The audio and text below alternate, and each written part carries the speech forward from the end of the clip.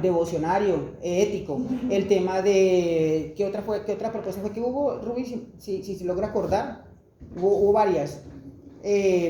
Hacer podcast de conceptos de ética. Por ejemplo, que los estudiantes salgan a la calle o salgan ellos mismos y digan qué pueden proponer para mejorar la corrupción en el país o desde la profesión. Y hacen podcast, se suben a un Facebook, a una página de Facebook, para que la gente lo esté chequeando. ¿Sí? Mejor dicho, que para donde se pueda voltear a mirar, veas conceptos éticos. Porque es volverlo cultura, para poder atacar la corrupción, porque la corrupción está sobredimensionada, en el sentido de que prácticamente... Pero sobredimensionada o desbordada. Bueno, desbordada. Sí. Digamos en el sentido de que pues, es que prácticamente, ¿quién no es corrupto? Sería la pregunta, no quiénes son los corruptos, no, ¿quién no lo es? En esa forma irónica. Es que, ¿quién no se ha saltado una fila? ¿Quién no se... No, la cultura del oportunismo, ¿sí? Papaya puesta. Papaya partida. La ocasión hacia el ladrón. Pero vení, yo tengo varias dudas. Una, el problema de la corrupción es gigante, sí, ¿cierto? Está desbordado, ¿cierto? Los contadores son uno de los 3 profesionales que en términos de la función pública más responsabilidades tienen, muy bien. Pero ¿cómo hacer para no cargarle a los contadores y contadoras en su formación la responsabilidad de la prevención? O sea, esas dos cosas hay que balancearlas, ¿sí? Porque si no, pues les vamos a echar la culpa a los pobres contadores y contadoras y les vamos a pedir, a exigir que prevengan la corrupción, ¿cierto? Entonces, tendríamos que pensar es que sí, trabajando con los contadores y contadoras habrá cosas que se puedan mejorar, ¿sí? Pero cuando tú dices la corrupción es saltarse la fila, quedarse con el billete, bueno, varias cosas, yo digo hasta dónde el contador o contadora en su formación puede tener elementos para contener todo eso. ¿Me hago entender? Sí. Sí, profe. Sin embargo, esas son, digamos que yo sé, un ejemplo, ¿no? Yo sé matrices, pero para poder saber matrices debo de saber sumar, restar, multiplicar. Pero digamos que esos actos, esas pequeñas cápsulas éticas nos llevan a nosotros como profesionales. Desde allá viene, ¿no? Desde allá viene el hilo cuando lo jalamos. Desde los 1.500 millones que me quedé con este contrato estatal, si jalo el hilo, voy hasta... me salté una cola, más o menos. Como es traer ese hilo largo de donde viene, poderlo traer hasta la formación del contador y que cuando venga a la función, a la función pública o en su quehacer sea correcto. Muy bien, sí, estoy de acuerdo contigo, pero es en función del sujeto contador, no del fenómeno, porque tú hablas en el texto de la prevención del fenómeno y yo creo que te desborda una tesis, ¿sí? Te quedas corto. Si en el planteamiento del problema tú dices vamos a mejorar la formación ética de los contadores para prevenir la corrupción. Lo que yo creo que tendríamos que pensar es cómo en función de ese sujeto que se está formando sobredimensionamos la condición ética, ¿sí? Para que ese sujeto tenga capacidad de injerencia en lo público, ¿sí? Yo no sé si en términos de la prevención de la corrupción, pero sí en términos de una actuación ética, es decir, estrategias éticas que mejoren su desempeño ético, con la aspiración de que puedan tener efecto en la corrupción, pues en la reducción de la corrupción, pero comprometer la prevención de la corrupción desde tu trabajo de grado me parece que va a ser muy difícil. ¿Sí me hago entender? Pues no lo previene, pero sí lo puede mitigar. No, pero no, esa es la pregunta. Si no lo previene, lo puede mitigar. Pues yo no sé si una tesis alcance para eso. O lo que podría de pronto centrarse, no sé, creería yo, es como fortalecer esa formación ética en los estudiantes de contabilidad. Porque también viene lo siguiente. El contador no es que sea corrupto, sino que también hay un poder encima de que lo lleva a que no haga las cosas realmente bien. Sí, claro, pero unas estructuras de proceso que también facilitan que ciertas cosas se hagan así. Era lo que yo le decía, lo que hablaba con Rubí, yo le decía, es que muchas personas temen y hacen actos corruptos por no perder su empleo, porque es que detrás de su empleo está la esposa y los hijos, nietos, ¿cierto? Entonces las personas tienen que tomar una decisión de vida. Entonces yo le decía, entonces ¿qué está? No, yo me paro en la corrupción y no le voy a robar al erario público 1.000 millones de pesos para mantener a 2 o 3 en el poder y de paso también yo, entonces tengo que tomar la decisión. Soy ético, soy correcto y prefiero más bien bajarme a un café con leche con pan de desayuno, pero me lo como tranquilo y con mi ética intacta. O prefiero seguir trabajando y comiendo un desayuno con carne y posta y le sigo robando el erario público. Y son las decisiones que hay que tomar, porque a ese punto hemos llegado, en que yo estoy trabajando y tengo un estatus social y tengo a mis hijos estudiando en unas buenas universidades porque estoy robándole al erario y sosteniendo también a otras personas en el poder. Y ahí es donde hay que hacer la diferencia en tomar esas decisiones. Yo te entiendo, pero mire, este es el caso de procesos de investigación donde un problema, a ver cómo lo digo ya que me están grabando, un problema no es un problema de investigación y me voy a explicar bien. Es decir, nadie duda que la corrupción es un fenómeno, un problema social, un cáncer social, como tú lo dices. Nadie niega que es un problema que tenemos que resolver, ¿cierto?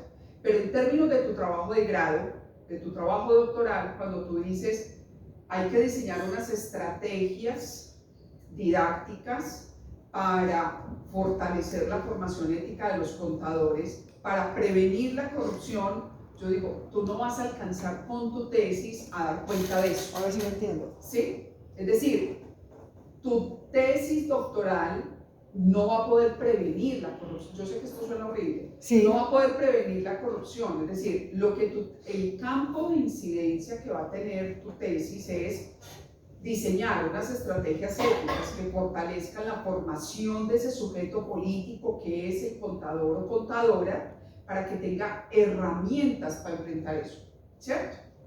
Pero tú no puedes garantizar con tu tesis prevenir la corrupción, ni reducirla, ni contrarrestarla. Porque para eso se necesita que tú, todos en este salón, en esta universidad, en esta ciudad, en este país y en este mundo, nos pongamos en función de acabar con ese fenómeno. ¿Cierto? ¿Sí me hago entender? Entonces, lo que tenemos que mirar es cómo, con eso que se puede hacer con la formación ética de los contadores y contadoras, les habilitamos capacidades para que ellos puedan responder a esas situaciones, ¿cierto? Ahora, la corrupción es un fenómeno multicausal, ¿cierto? Que cuando uno lo resuelve desde lo académico, desde lo teórico, parece más sencillo. Cuando tú dices que yo digo que no, pues que uno toma la decisión, o me muero de hambre, o le firmo a mi jefe un documento donde dice que yo participé de esa reunión y con eso le habilitan un contrato. Tengo 3 hijos, una esposa en embarazo, un arriendo que pagar. Ese es un dilema que teóricamente yo lo puedo resolver, pero en la vida real, en el mundo de la vida, eso no es tan sencillo, ¿cierto? Es decir, la corrupción no es solamente un asunto de buenas acciones y buenas decisiones. A veces una buena decisión en la vida real, ¿sí?, no es lo que teóricamente uno llamaría una buena decisión. A lo mejor la buena decisión que una persona tenga que tomar en ese momento sea firmar ¿sí? Entonces uno dice, no es tan sencillo, ¿cierto? Y con esto no estoy diciendo, mi querida Rudy, con esto no quiero decir que es que entonces si no tomamos medidas drásticas no se va a recomponer, claro, pero es de una filigrana el problema que no se resuelve tan sencillamente, ¿cierto? Entonces, si tú comprometes tu tesis con ese fenómeno, no te vas a agradar nunca, porque trabajar ese fenómeno pues te implicaría trabajar con el mundo entero, ¿sí? Es que a partir de lo que pues hicimos, habían unas definiciones de corrupción que decía que la corrupción en Colombia es un método, es una forma de sobrevivir. Y cuando a mí me dicen que la corrupción es una forma de sobrevivir, ahí está lo que usted acababa de decir. Y otra, que a raíz de ese trabajo que me pareció muy valioso, porque nos encontramos con definiciones de corrupción que no son las del libro, sino las de la vivencia. Otra profe me dijo que la corrupción era el mecanismo por las cuales las personas utilizaban para no sentirse excluidas. O sea que para que a mí el sistema no me excluya, yo me tengo que corromper. Cuando ella me dijo eso, yo pedí una sola pieza y usted cómo discute aquí. Entonces, y después fui donde otro profesor y el otro profesor me dijo, mire, la corrupción es una endemia y el Estado está diseñado para que lo roben. Hasta ahí llegó uno con cualquier, no sé, eso pues lo contribuimos ahí y pues que a mí me movió el piso, es horrible, claro, porque uno dice, bueno, entonces aquí qué hacemos. Claro, y es un dilema ético en el sentido de que uno hace un doctorado, paga este montón de plata para hacer un doctorado, yo también pagué unos burgos de plata que ya tendría una finca en Llano Grande, ¿sí? A llegar a resolver a través de una tesis, con esto no les estoy diciendo que renuncien en el primer semestre, por favor, a entender la magnitud de los problemas que vivimos como sociedad, ¿cierto? Problemas como la corrupción, la pobreza, ¿sí? Son problemas que uno dice, claro que hay que resolverlos, pero en términos de una tesis doctoral, pues lo que uno puede comprometer es la formación de sujetos políticos, un poco como sembrar. Y lo que tú sí puedes hacer con tu tesis es encontrar cómo incorporar eso que tú estás diciendo del debate ético a la vida cotidiana. Que eso pareciera obvio, pero no lo es. Y le voy a decir por qué. Porque así como le dijo a Ruby, la compañera, de que estamos diseñados en una cultura de la corrupción, si ustedes se dan cuenta, nosotros estamos diseñados como en lo antiético. Es decir, aquí nosotros hacemos prevención en el metro, diciéndole a la gente que cuide sus objetos personales, no diciéndole al otro que no se robe lo que no es de él. Lo mismo ¿Sí? con las mujeres. Claro. Tienen que decir, toque su botón si hay acoso sexual contra usted, ¿por qué no decirle a los hombres, vea, eso no se hace? Eso Claro, no, claro, lo hacemos al revés. Entonces cuando tú dices, necesitamos una ética de bolsillo, yo digo, necesitamos, como les conté la vez pasada con el libro de Adela Cortina, unas normas éticas de un pueblo de demonios. Decidimos ser un pueblo de demonios, entonces necesitamos una ética que nos permita ser lo que queremos ser. Entonces, yo creería que incluso más allá de la formación de los contadores y contadoras, lo que tú tienes entre manos es la posibilidad de hacer una propuesta de formación ciudadana, de cultura ciudadana, que en este caso comienza por los contadores y contadoras, pero muy bien podría pasar por la formación de todos y todas, no solamente profesionales, sino desde la escuela. Desde la escuela estamos diseñados con perspectivas completamente anti el otro, antiéticas, anti todo lo demás, anti chéveres. Cuando uno piensa que la escuela se gasta el 80% del tiempo haciendo filas que no sirven para nada, revisando el uniforme, haciendo que el chulito del cabello coincida con no sé qué, ¿sí? Que el color del morral no sea disruptivo con el color del uniforme del colegio. que el tamaño, que el largo de la Perdón. Sí, cuando uno se pasa el tiempo en el colegio con eso, uno dice, a ver, ¿para qué es el tiempo de la escuela? ¿Sí? Entonces, a mí me parece que tú tienes entre manos la posibilidad, por ejemplo, yo les conté la vez pasada lo de la decana de Derecho de la Universidad de Manizales, es de hacer un trabajo que nos permita identificar el lugar que tiene la ética en la formación de los contadores y contadoras en Colombia. Lo primero que habría que hacer es un diagnóstico de cuál es el lugar que tiene. Y a lo mejor nos encontremos con sorpresas como la que tú mismo acabas de plantear. los estudiantes dicen, la ética, Qué pereza, no, eso debe ser de esos viejos por allá de Grecia y Roma, la ética no tiene nada que ver con lo que yo hago. ¿Sí? Si uno La logra ética un profesional. diagnóstico como esos, sí, un diagnóstico, y les estoy absolutamente segura que los decanos y decanas de las facultades de contaduría de Antioquia, de Medellín, para no ir muy lejos, aplicarían una encuesta de esas sin ningún problema. ¿Sí? Apliquemos una encuesta como primer objetivo, ¿sí? Para identificar el lugar que tiene la ética en la formación de los contadores y contadoras. Con base en eso, diseñemos una propuesta para incorporar en los planes de estudio de los contadores y contadoras un elemento, que no sea una cátedra, es cómo se incorpora eso en la formación permanente.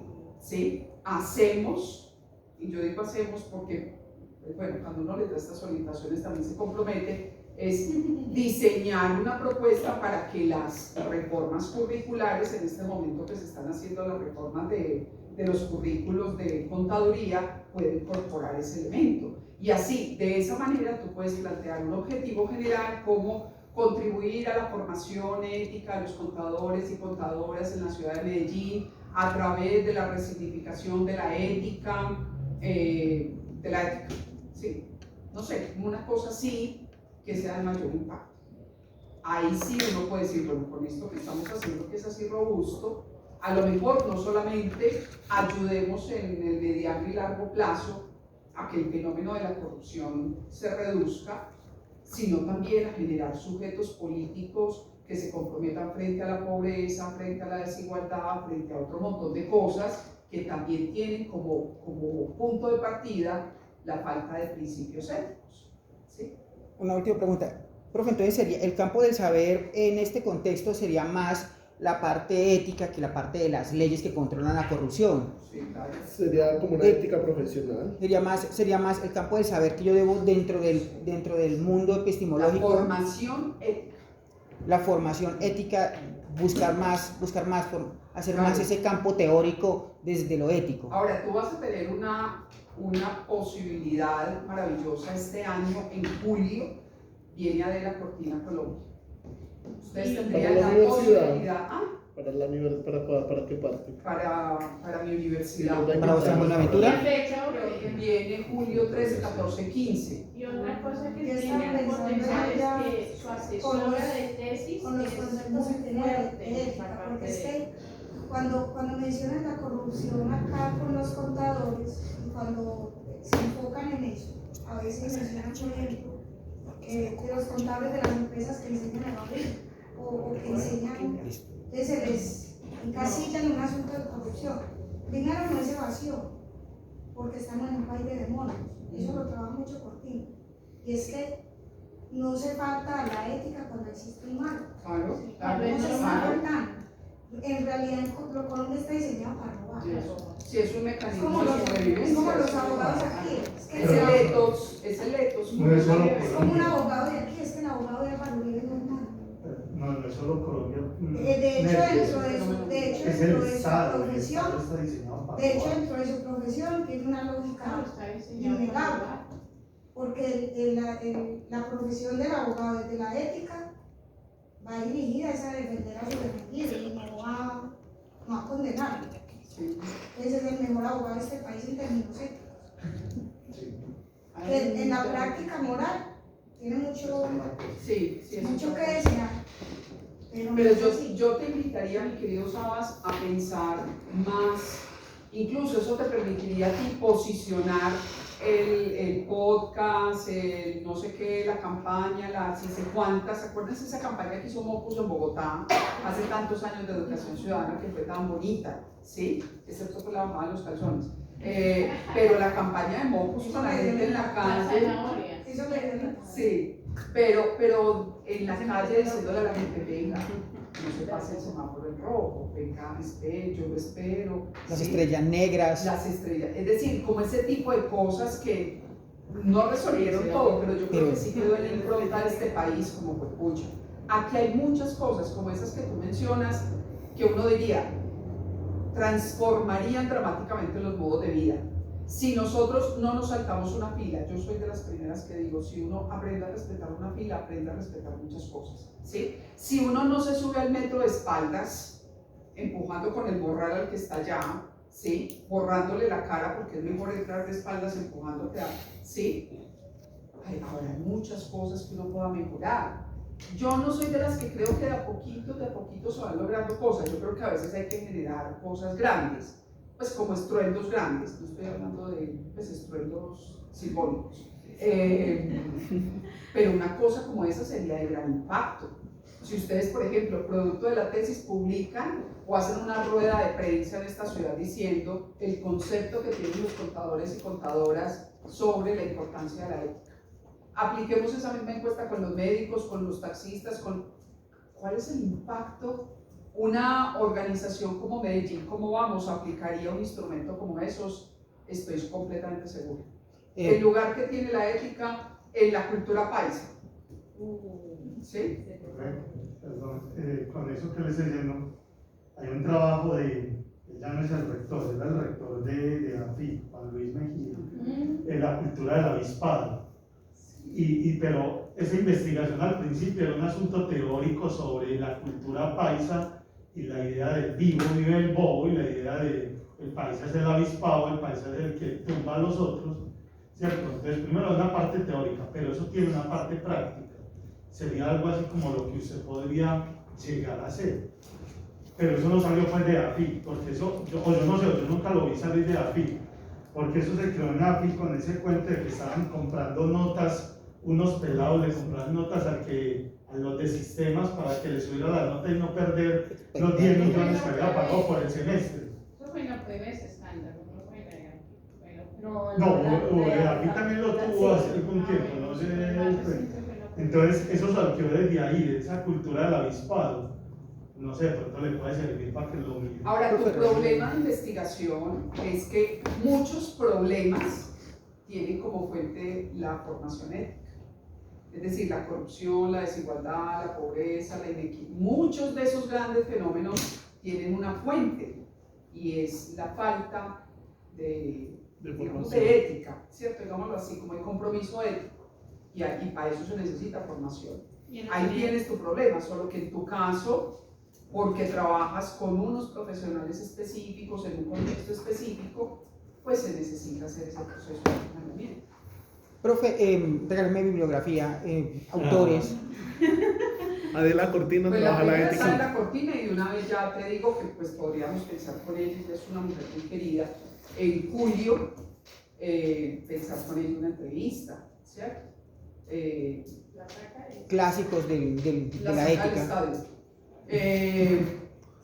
Victoria Camps también trabaja mucho el tema ético. Sabater tiene cosas, pero pues a mí no es de mis amores, pero te puedo buscar más.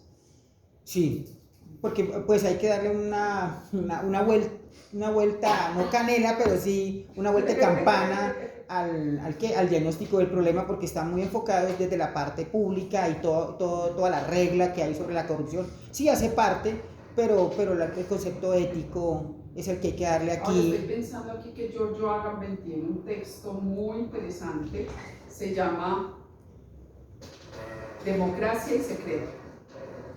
Y es básicamente eso que estaba diciendo Nelly, es decir, cómo el Estado y la democracia están pensados en función de la corrupción, eso que él llama el secreto. Es decir, para que la democracia exista tienen que haber secretos inconfesables. Sí. Esa es la democracia moderna. Norberto Bobbio también, y se me acabó que trabaja en populismo. Bueno, después me acuerdo. Laclau, Ernesto Laclau, que se murió hace poco, tiene prevotaciones. Ernesto Laclau tiene todo un tratado sobre populismos punitivos y dentro del populismo analiza el tema de la corrupción. Entonces también. Y dentro de los materiales que yo te busqué hay una tesis de doctorado que también te puede servir. Entonces bueno. por ahí puede ser. Listo, profe, muchas gracias. Nos falta Rubén. Les pido que nos quedemos un momentito.